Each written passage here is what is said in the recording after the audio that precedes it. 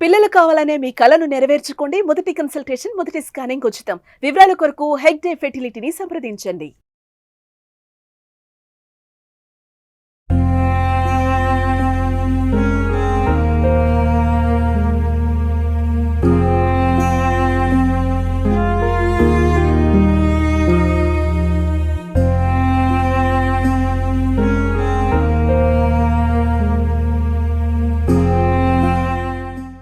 నమస్తే, welcome to Suman TV. Telangana రాష్ట్ర వ్యాప్తంగా సంచలనం రేపినటువంటి ఒక ఇన్సిడెంట్ ఏదైనా ఉంది అంటే కామారెడ్డి జిల్లాకు సంబంధించిన బిక్నూర్ ఎస్ఐ అయినటువంటి సాయి కుమార్, అదేవిధంగా బీబీపేట్కి సంబంధించినటువంటి ఒక కానిస్టేబుల్, మహిళా కానిస్టేబుల్గా మనం చెప్పుకుంటా ఉన్నాం, శృతి, కానిస్టేబుల్ శృతి.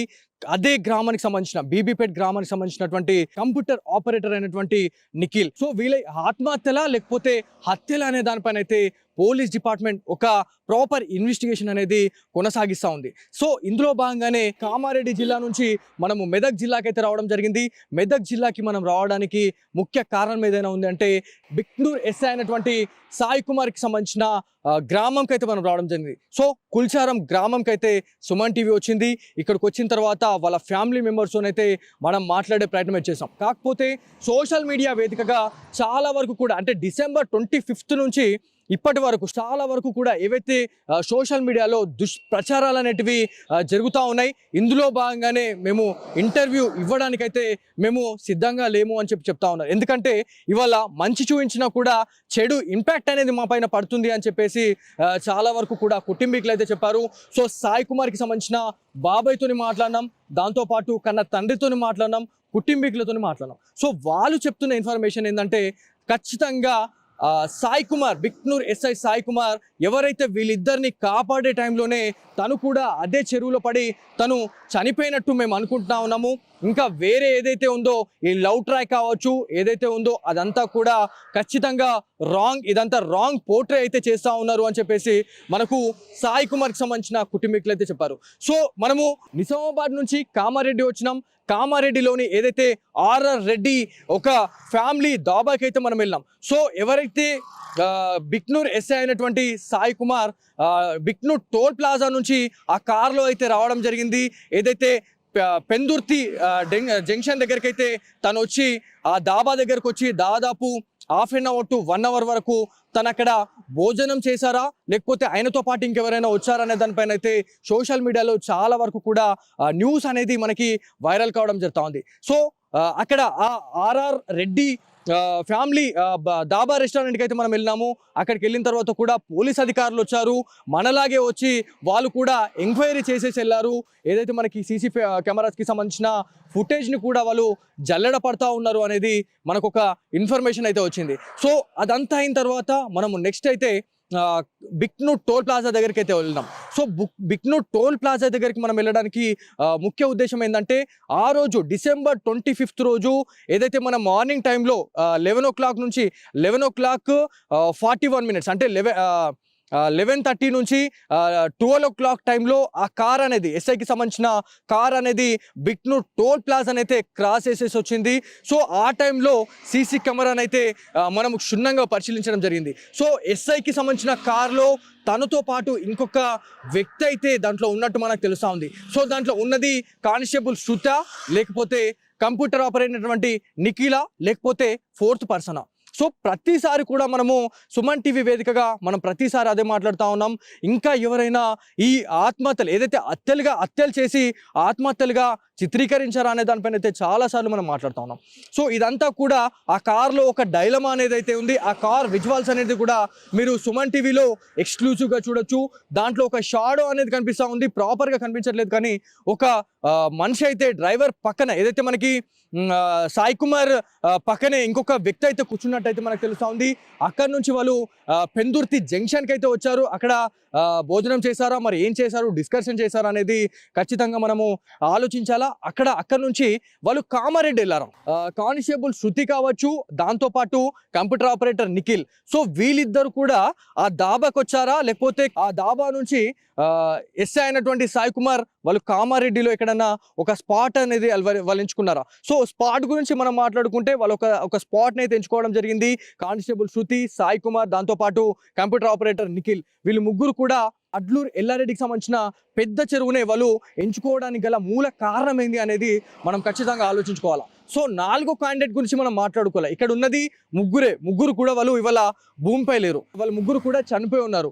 సో 4th క్యాండిడేట్ గురించి మనం ఎందుకు మాట్లాడుతున్నామంటే, ఎవరైతే ఈ ఆపరేషన్ ట్రయాంగిల్ లవ్ స్టోరీ అని చెప్పేసి మనం నిన్నటి వరకు మనం అనుకున్నాం. కాకపోతే ఈ ట్రయాంగిల్ లవ్ స్టోరీలో భాగంగా ఈ విషయం అనేది బయటకేమన్నా పొక్కిందా?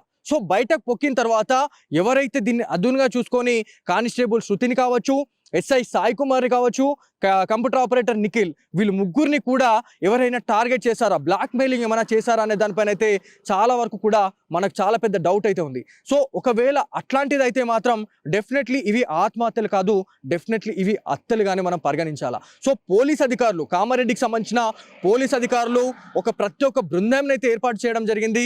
కామారెడ్డి ఎస్పీ అయినటువంటి సింధు శర్మ గారు ఏదైతే సదాశివనగర్ పిఎస్ లిమిట్లోనే ఈ ఇన్సిడెంట్ జరిగింది కాబట్టి అదే ఏరియాకి సంబంధించిన ఎస్ఐ కావచ్చు, అదేవిధంగా సిఐ స్థాయి అధికారులతోనైతే ప్రాపర్ ఇన్వెస్టిగేషన్ అయితే చేపడతా ఉన్నామని చెప్పేసి మనకి పోలీస్ అధికారులు చెప్తా ఉన్నారు. సో ఇదంతా పక్కన పెడితే మాత్రం దీంట్లో మాత్రం ఖచ్చితంగా 4th క్యాండిడేట్కి సంబంధించిన ఇన్వాల్వ్మెంట్ అనేది డెఫినెట్లీ ఉండుంటుంది అనేది తెలుస్తుంది.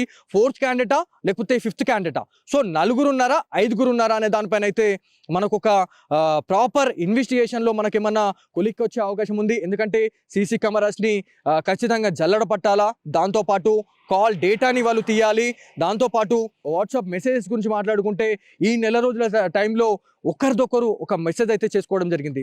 నువ్వన్నా చచ్చిపో, నేనన్నా చచ్చిపోతా, లేకపోతే నేను ఆత్మహత్య చేసుకుంటా, నువ్వు ఆత్మహత్య చేసుకుంటా అనే ఒక ప్రస్తావన అనేది గట్టిగా జరిగింది అని చెప్పేసి మనకు పోలీస్ ఆఫీసర్స్ అయితే మనకి కొంత చెప్పినట్టయితే మనకు ఒక ఇన్ఫర్మేషన్ అయితే ఉంది. బయట కూడా ఒక ప్రచారం అయితే జోరుగా కొనసాగుతూ ఉంది. ఎందుకంటే దాదాపు డిసెంబర్ 25 నుంచి ఇప్పటి వరకు అంటే దాదాపు 5 రోజులు అవుతుందండి. ఈ 5 రోజుల్లో కూడా నానా రకాలుగా ప్రచారాలు అనేటివి మనకి బయట జరుగుతూనే ఉన్నాయి. అసలు ఏం జరిగింది అనే దానిపైన అయితే సాయి కుమార్కి సంబంధించిన బాబాయ్తోని మనం మాట్లాడినప్పుడు ఇది డెఫినెట్లీ ఒకరిని రెస్క్యూ చేసే టైంలోనే ఇదంతా జరుగుండొచ్చు, సాయి కుమార్ కూడా తను చనిపోయి ఉండొచ్చు అని చెప్పేసి వాళ్ళు చెప్తా ఉన్నారు. దాంతోపాటు డిసెంబర్ 25 క్రిస్మస్ రోజు మనం మాట్లాడుకుంటే ఈ ఇన్సిడెంట్ అనేది 12 గంటల నుంచి 1 గంటల టైంలో అసలు ఏమైంది అనేది ఖచ్చితంగా మొబైల్ డేటా సిగ్నల్స్ ద్వారా వాళ్ళు ట్రేస్ అవుట్ చేయాల్సిన అవసరం ఉంది. ఆ టైంలో అంటే దాదాపు 1 గంటల నుంచి 2 గంటల టైంలోనే వాళ్ళు చెరువులో దుంకి చనిపోయారా, లేకపోతే ఈవినింగ్ టైంలో అంటే 5 నుంచి 6 గంటల సమయంలో వాళ్ళు ఆ చెరువులో దుంకి చనిపోయారా అనేది అయితే చాలా పెద్ద బిగ్ క్వశ్చన్ మార్క్ అయితే ఉంది. ఎందుకు ఈ మాట అంటున్నామంటే, ఒక బాడీ అంటే దాదాపు ఆ చెరువులో పడిన తర్వాత ఆ బాడీస్ అనేటివి కూడా పూర్తిగా ఫ్రీజ్ అయిపోయినాయి. సో ఖచ్చితంగా పోలీస్ అధికారులు కావచ్చు, ఫోరెన్సిక్ నివేదిక ఆధారంగా అయితే ఖచ్చితంగా ఒక రిపోర్ట్ అయితే రావాల్సి ఉంది.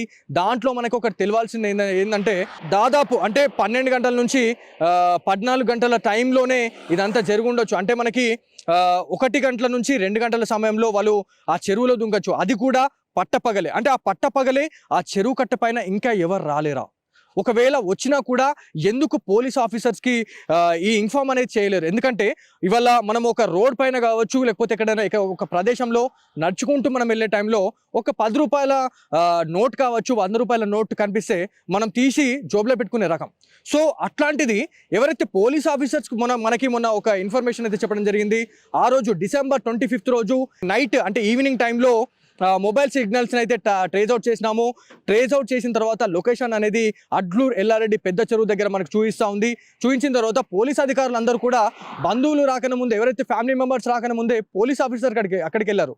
సో అక్కడికి వెళ్ళిన తర్వాత ఫస్ట్ కానిస్టేబుల్ శృతికి సంబంధించిన మొబైల్, నిఖిల్కి సంబంధించిన మొబైల్, ఇవి 2 కూడా వాళ్ళు సేకరించడం జరిగింది. అంటే ఆ టైంలో ఎవరు కూడా ఆ చెరుకట్ట మీదకి రాలేరా, లేకపోతే ఇదంతా కూడా తెలిసిన వాళ్ళు ఎక్కడన్నా దూరం నుంచి ఇదంతా అబ్జర్వ్ చేశారా, లేకపోతే వీళ్ళు ఆత్మహత్య చేసుకునే టైంలో కావచ్చు, లేకపోతే 4వ పర్సన్ 5వ ఇన్వాల్వ్మెంట్ వల్ల బ్లాక్ మెయిలింగ్ చేసిన తర్వాత ఆ సెటిల్మెంట్ కావచ్చు, లేకపోతే లావాదేవీలకు సంబంధించి అది కాని టైంలో వీళ్ళని కొట్టేసన్న లోపల పడేయచ్చు, లేకపోతే నూకేసి ఆ అడ్లూరు ఎల్లారెడ్డికి సంబంధించిన పెద్ద చెరువులో వాళ్ళు నూకేసి వాళ్ళని చంపేసి ఉండొచ్చు. అంటే చంపేసి ఇదంతా కూడా ఆత్మహత్యలాగా చిత్రీకరించారేమో అన్నట్టుగా కూడా చాలా పెద్ద క్వశ్చన్ మార్క్ అయితే ఉంది. సో ఏదేమైనప్పటికీ ఏదైతే మెదక్ జిల్లాకైతే మనం రావడం జరిగింది. తన స్వస్థలానికి వచ్చినాం. ఎవరైతే వాళ్ళ ఫ్రెండ్స్ అండ్ ఫ్యామిలీ మెంబర్స్ మాట్లాడినా కూడా ఎస్ఐ సాయి కుమార్కి సంబంధించి చాలా మంచి రెస్పాన్స్ అయితే ఇస్తా ఉన్నారు.